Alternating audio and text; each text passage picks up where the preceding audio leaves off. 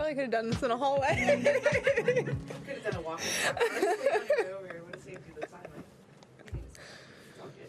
There might be people coming. Just go ahead. No. Oh, there we go. It's longer for them to walk. I don't know how I.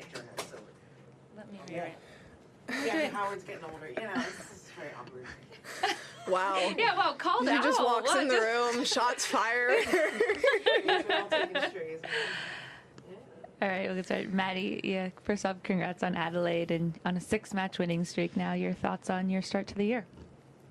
So far so good. I think I've had some really good matches, and I feel like it's always a tricky first round coming off of a win, and you don't have a ton of time to get used to the courts here and everything. And I mean, I thought Anne played so well today as well. So all in all, really happy with getting the win today.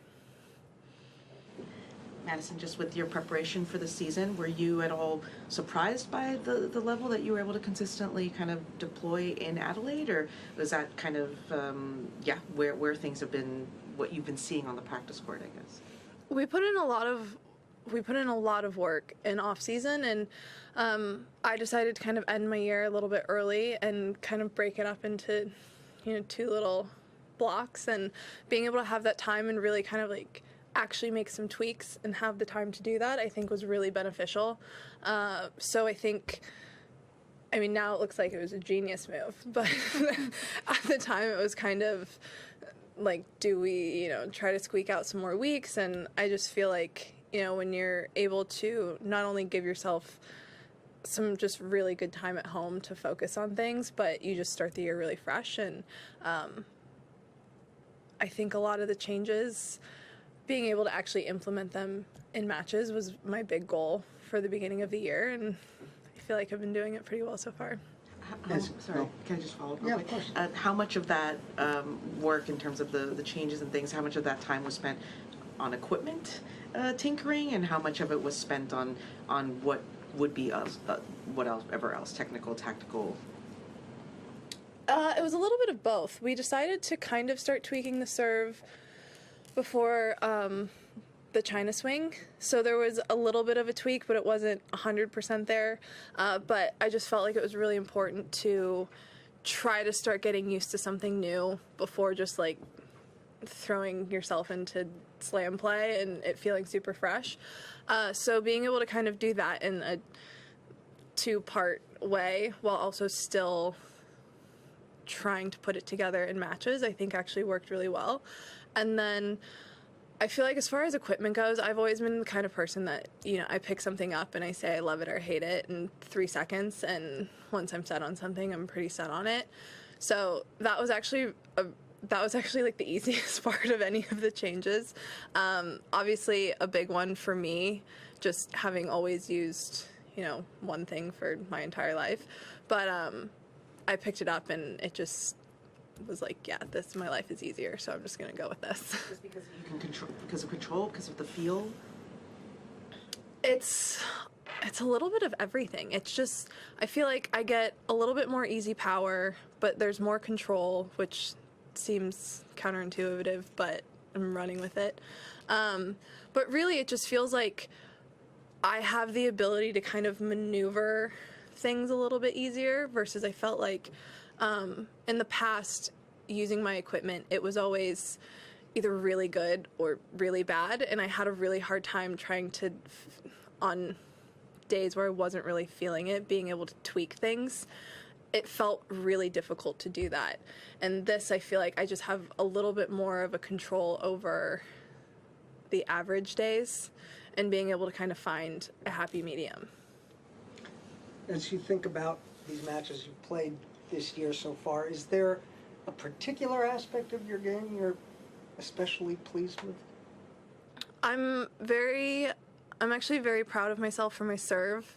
I feel like I kind of changed it kicking and screaming a little bit, just because it was always something that, like, it worked well enough, so why mess with it? But then my body slowly started to fall apart a little bit with it, so that was kind of the final, nail in the coffin where I had to actually make a change. But being able to change something that's such a big part of, I would especially say, my game, and also do it in like a 2-part way. And just, I mean, I spent basically all of Beijing and all of Wuhan so uncomfortable because just because it wasn't endgame, but it wasn't what I wanted it to be either. So just really trying to buy into that process took a little bit of patience, but I'm really glad that I did it and we were able to get to where it is now.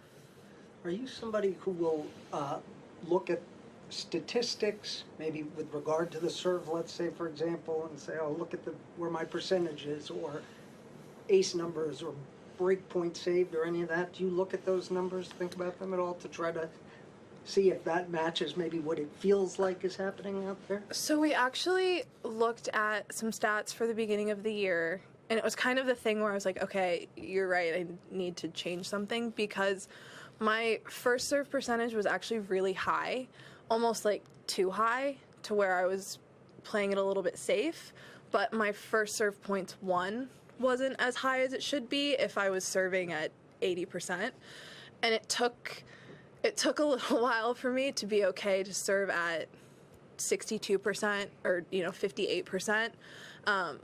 To me, I would come off the court and be like, I was serving at 28%, and they're like, you served at 65%. I was like, oh, okay. Well, it felt like I missed every single first serve. So that was kind of the hard thing for me, just getting to the point of going for it more and getting more free points is actually better than making every single first serve. So stats definitely helped me there, and it kind of took me out of how I was feeling and put me into a little bit more of a reality. When you say we, that's Bjorn? Yeah. How much of these are a lot of changes that you've been employing over the last, 6 months, even over longer than that. How much of that is a series of conversations that happen to get you to where you want to start embracing pretty radical changes for a tennis player? And how much of it is you wake up one day and you're like, let's just go? I think that it's getting to a point where I feel like everyone's ball speed is pretty high. Everyone moves really well. And I feel like I'm getting older and everyone else is getting younger somehow. I don't know how that's working, but that's how I feel. So it just got to the point where it was like, okay, if I really want to stay competitive, I have to do something different, because my body is breaking down a little bit more. I feel like everyone is catching up ball speed wise. Like, I can't just hit people off the court every single match anymore. So it was a little bit of that. And then I think it was once I made one change, got more comfortable with it. I was literally like the same for so long that the thought of any change was pretty scary for me, and I just didn't want to do it because I felt like I was always so close to figuring it out that I would just figure it out. And then it kind of just got to the point where I made one change and I was like, whoa, that made my life way easier. And I hate to admit it, but I had to say Bjorn was right a lot. And It's on camera, yeah, I know. He'll love that. And then from there, it was kind of, okay, like, if something super small can make that big of a difference and make my life that much easier, why don't we just keep going for it? Can I posit a theory and see if you agree with me? Sure. You were also doing all this home reno at the time, and when you talked about it, it sounded very similar to the way that you're talking about this, which is, well, if I knock down this wall, then that opens up this, and actually, then I can add this vaulted seat. Everything changes. Yeah, all of a changes were easy. sudden, if you're going to rip things apart, you might as well rip everything apart, right? Maybe you're onto something. By the way, I felt seen with the whole everybody's getting younger and I'm getting older.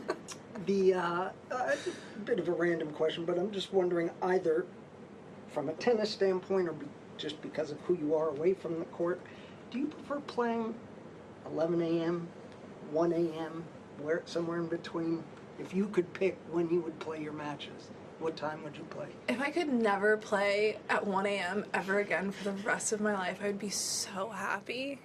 I feel like I have played so many late matches in my career, and while they've been very fun, and I've won a lot of them, and the crowd's been great, I'd love to see some 11 a.m. people for the rest of my career. It's just a great time slot. You know when you're gonna go on. There's no chaos. You go to bed at a totally normal time. I feel like I've lived my night owl life, and I'd really love to be that first on slot for the rest of the time. Just obviously you've been sent on the camera to honor LA and kind of what is happening there. Just you have connections to that city and trained there. Just what your kind of general reaction is. How much are you paying attention to the level of detail of kind of what's coming out of there, and how much are you trying to compartmentalize? But just what your thoughts are. I have a lot of friends that are still there, so I think it would be hard to say that I'm not paying pretty close attention to it. I lived there for a few years. I trained there for a few years. It's still a place that's very near and dear to me, and I have a lot of people that I love that live there, and I think it's really hard to just kind of sit on the other side of the world. And I mean, even if I was at home, it's not like I could really do anything. So I feel like I've been struggling a little bit with the feeling of how do I help? What do I do? And I feel like I have all these action items that I'm going to do the moment that I get home, when I can actually, start sending stuff and actually kind of physically helping in any way that I can. But no, I've been pretty much obsessing about it and looking at it and making sure that my friends are evacuating when they need to evacuate.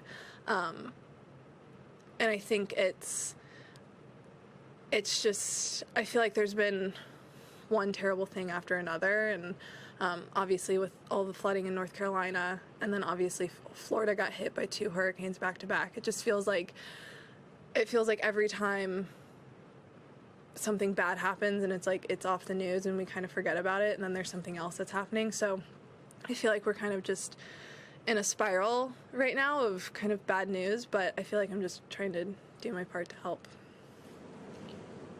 Thanks, everyone. Perfect. Thanks. Thank you very much.